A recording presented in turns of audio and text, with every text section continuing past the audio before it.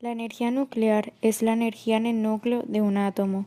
Los átomos son las partículas más pequeñas en que se puede dividir un material. En el núcleo de cada átomo hay dos tipos de partículas, neutrones y protones, que se mantienen unidas. La energía nuclear es la energía que mantiene unidos a los neutrones y los protones.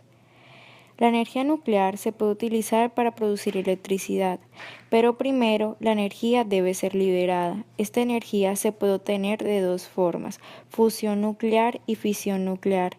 En la fusión nuclear, la energía se libera cuando los átomos se combinan o se fusionan entre sí para formar un átomo más grande. Así es como el Sol produce energía. En la fisión nuclear, los átomos se separan para formar átomos más pequeños, liberando energía. Las centrales nucleares utilizan la fisión nuclear para producir electricidad. Los materiales radiactivos son elementos cuyos átomos son inestables. Estos átomos inestables son llamados iones. La inestabilidad del material provoca que los átomos emitan o irradien energía. Hay tres formas de energía irradiada de los iones: partículas alfa, partículas beta y rayos gamma. Las tres formas de radiación pueden, bajo las circunstancias correctas, dañar las células humanas, incluso en sus dosis más pequeñas. Natural y materiales radiactivos de origen natural tecnológicamente mejorados consisten en materiales, por lo general los desechos industriales o subproductos enriquecidos con elementos radiactivos que se encuentran en el medio ambiente, como el uranio, el torio, el potasio y cualquiera de sus productos de desintegración, tales como el radio y radón. Estos elementos radioactivos naturales están presentes en muy bajas concentraciones en la corteza terrestre y se llevan a la superficie a través de las actividades humanas, tales como la exploración o extracción de petróleo y gas, y por medio de procesos naturales como la fuga de gas radón en la atmósfera a través de la disolución en el agua subterránea. Si la radioactividad es mucho más alto que en el nivel de fondo, la manipulación puede causar problemas en muchas industrias y en el transporte. Industrias nucleares. Las actividades humanas producen materiales que ceden la radioactividad de los materiales radioactivos de ocurrencia natural. La más importante de estas actividades es la generación de energía nuclear y la fabricación de armas nucleares. Dos de los materiales más importantes son el plutonio y el uranio enriquecido, utilizados como combustible nuclear, y el material funcionable para bombas nucleares. Efectos de los materiales radioactivos. Según la intensidad de la radiación y su localización, cualquier ser vivo puede llegar a morir en el plazo de unas horas a varias semanas. Cuando una persona sobrevive, puede presentar vómitos, convulsiones, esterilidad, cáncer y daños genéticos, entre otros. Si hay deposición de partículas radiactivas liberadas en la atmósfera por explosiones nucleares, puede haber daños en el suelo, el aire, el agua y otros materiales en las inmediaciones del lugar de la detonación, y también puede haber un riesgo potencial durante muchos años después, sobre todo a través de los alimentos contaminados y destinados al consumo humano. En el Estado de México, un vehículo fue robado en su traslado desde un hospital en Tijuana al Centro de Almacenamiento de Desechos Radiactivos. Según explica el Organismo Internacional de Energía Atómica en un comunicado, el cobalto 60 robado tiene una actividad de 3.000 curios y está considerado de categoría 1, una fuente extremadamente peligrosa para las personas. El cobalto es un metal que tiene isótopos o variedades con diferentes pesos atómicos. Algunos pueden ser radiactivos, como el cobalto 60. Para obtenerlo se le somete a un proceso enriquecido en el que se coloca dentro de un reactor nuclear para que absorba neutrones de 1 a 6 meses y se procesa para los fines médicos, como para tomar rayos X por su radiación gamma o para esterilizar dispositivos médicos para terapias contra el cáncer. El cabezal contenía 60 gramos de cobalto 60 resguardado por dos cámaras, una de acero y otra de plomo, selladas herméticamente para evitar cualquier escape. Si bien la Comisión Nacional de Seguridad Nuclear informó que mientras no se daña el cabezal ni se intenta abrir no hay riesgo, una vez que se abre el material radiactivo, la contaminación se disemina entrando en contacto con todo.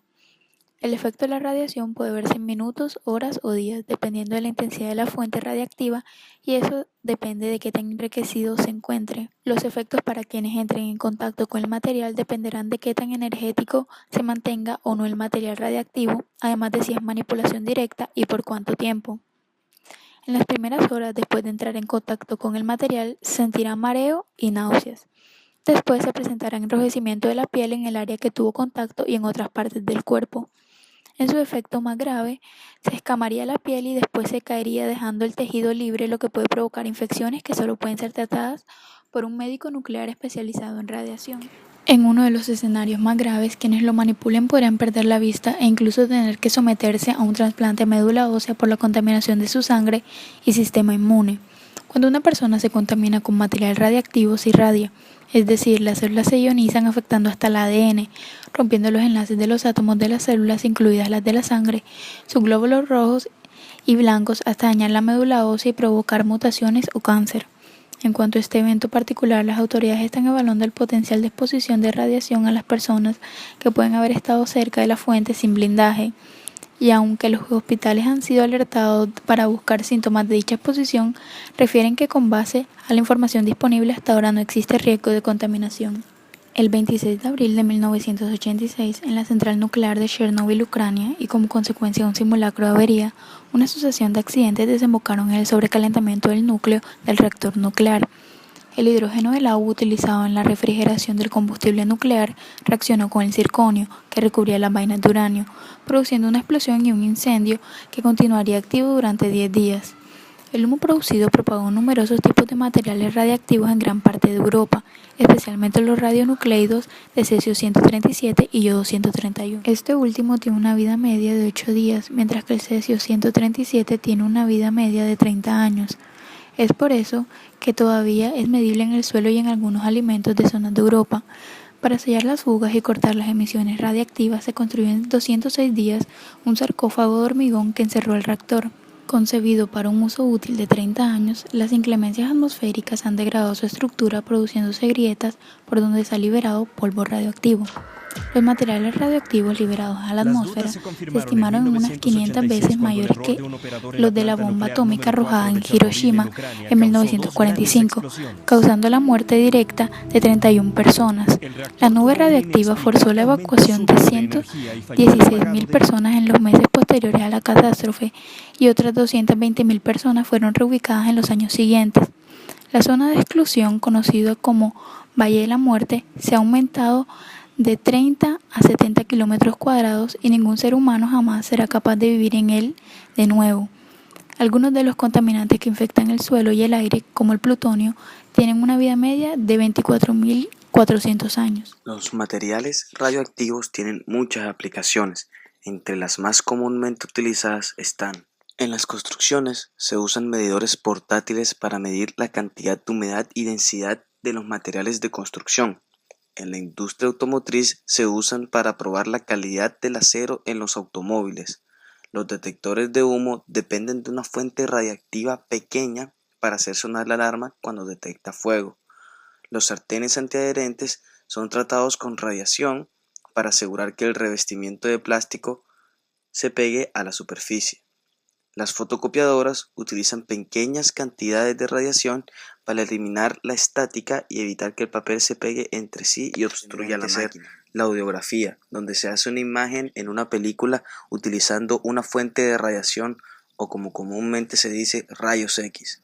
Estos son implementados en soldaduras, lingotes de metal, piezas de fundición y otros objetos para detectar defectos estructurales. En la fabricación se pueden encontrar dos fuentes. Está la natural y la artificial.